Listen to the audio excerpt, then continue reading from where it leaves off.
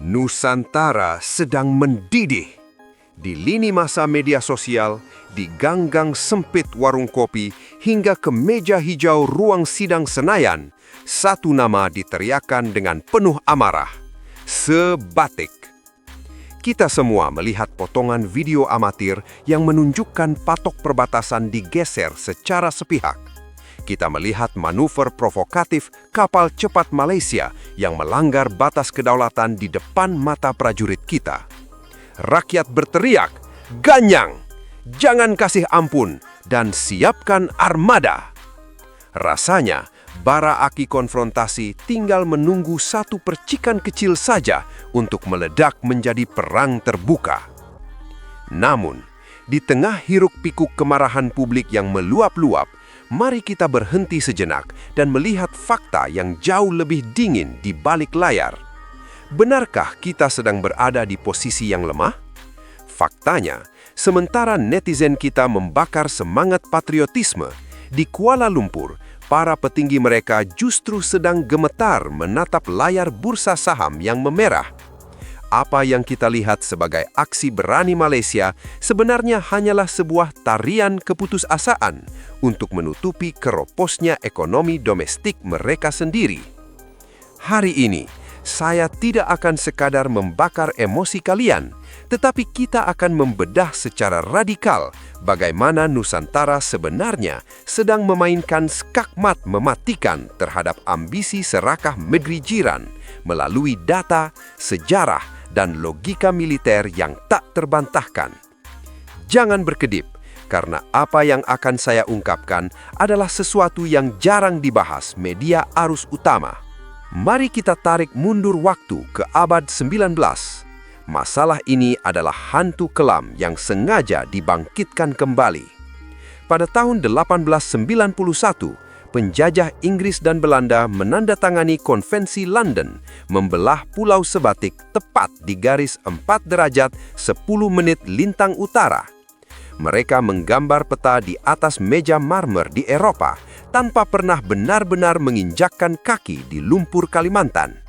Hasilnya, sebuah cacat administratif yang luar biasa. Masalah Outstanding Boundary Problems atau OBP ini muncul karena teknologi abad 19 yang masih menggunakan astrolab manual menciptakan margin kesalahan koordinat yang besar. Bayangkan, 1 derajat kesalahan di zaman dulu bisa berarti pergeseran ratusan meter di lapangan saat ini. Selama puluhan tahun, wilayah ini dianggap sebagai area abu-abu. Namun, keramahan Jakarta selama ini justru disalahartikan sebagai celah. Mengapa baru meledak sekarang? Karena Jakarta kini memiliki teknologi satelit LiDAR, Light Detection and Ranging. Kita sekarang bisa melihat setiap inci perbatasan dengan akurasi hingga 5 cm. Saat sensor kita mendeteksi patok beton yang bergeser meski hanya sejengkal, Jakarta tahu bahwa ini bukan sekadar kesalahan teknis, melainkan upaya sistematis. Ingat, di bawah kaki warga Sebatik tersimpan harta karun Blok Ambalat. Data dari SKK Migas mengkonfirmasi bahwa cadangan gas di sana mencapai 764 miliar kaki kubik dan minyak bumi hingga 1 miliar barel. Malaysia sedang mengalami krisis energi domestik. Produksi minyak mereka terus menurun, sementara konsumsi naik. Mereka butuh Ambalat untuk menyelamatkan ekonomi mereka, dan Sebatik adalah pintu masuknya. Sekarang, mari kita bicara angka. Banyak yang takut kita akan rugi jika konfrontasi pecah, padahal datanya berkata sebaliknya. Malaysia sedang dalam kondisi ekonomi yang sangat rapuh. Hutang luar negeri mereka telah melampaui 60% dari PDB. Mata uang ringgit terus mengalami tekanan hebat. Dalam setiap ketegangan di Sebatik, terjadi pelarian modal atau capital outflow yang masif dari Bursa Saham Kuala Lumpur, KLCI. Investor asing sangat alergi dengan ketidakpastian. Jika Indonesia mengambil langkah tegas dengan menutup alur laut kepulauan Indonesia II, Malaysia akan lumpuh. Mengapa? Karena Alki-2 adalah urat nadi perdagangan dari Australia menuju Asia Timur yang melintasi Selat Makassar. Jika kawasan ini dinyatakan sebagai zona konflik, biaya asuransi kapal War Risk Insurance akan melonjak 500% hingga 1000%. Kapal-kapal tanker tidak akan mau bersandar di pelabuhan Sabah atau Sarawak. Indonesia memiliki ketahanan pangan dan energi yang jauh lebih mandiri, sementara Malaysia bergantung pada rantai pasok global yang sangat sensitif. Kita adalah paru-paru ekonomi mereka, dan mereka baru saja mencoba mencekik leher mereka sendiri. Bukan hanya senjata api, Jakarta kini menggunakan senjata kertas yang jauh lebih mematikan di meja hukum internasional. Di Mahkamah Internasional ada prinsip yang disebut effective occupation atau penguasaan efektif. Kita belajar dari kekalahan pahit kasus Sipadan dan Ligitan tahun 2002. Saat itu kita kalah karena Malaysia mampu membuktikan mereka melakukan aktivitas administrasi seperti memungut pajak telur penyu, sementara kita hanya mengandalkan klaim sejarah. Kali ini Jakarta bertindak cerdas. Melalui program PTSL, pendaftaran tanah sistematis lengkap, pemerintah telah membagikan ribuan sertifikat tanah kepada warga di garis depan Sebatik.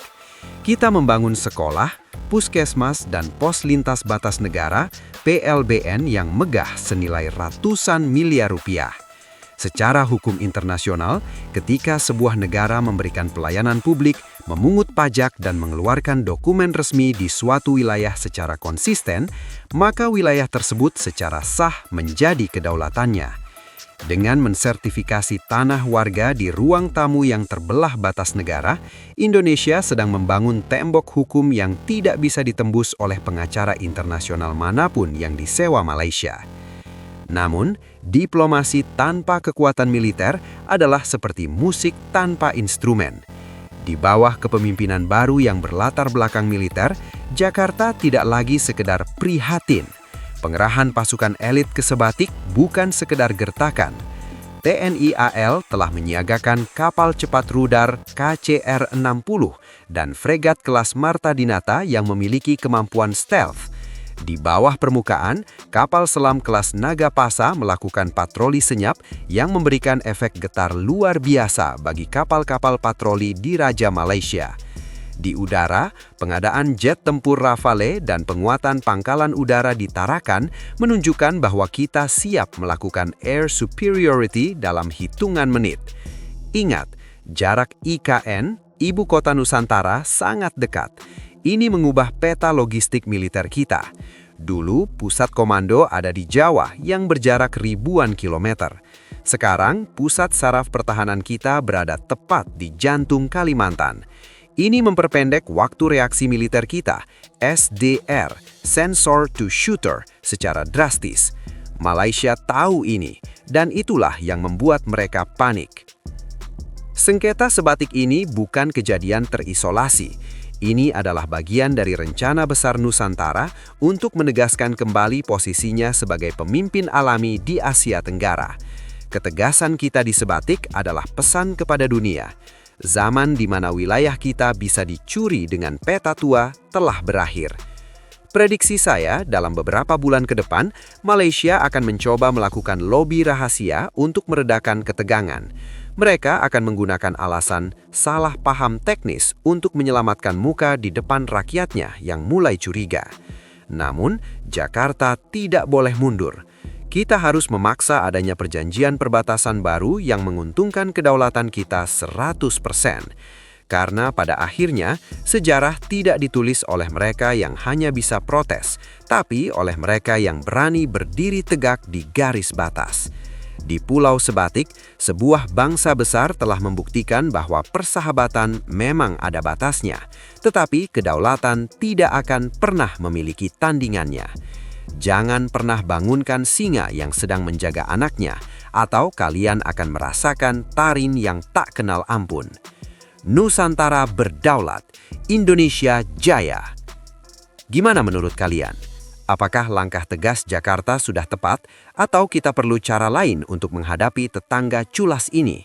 Tulis pendapat kalian di kolom komentar. Kita diskusi sehat di sana. Jangan lupa klik subscribe dan nyalakan loncengnya agar kalian tidak ketinggalan analisis mendalam lainnya tentang kedaulatan Nusantara.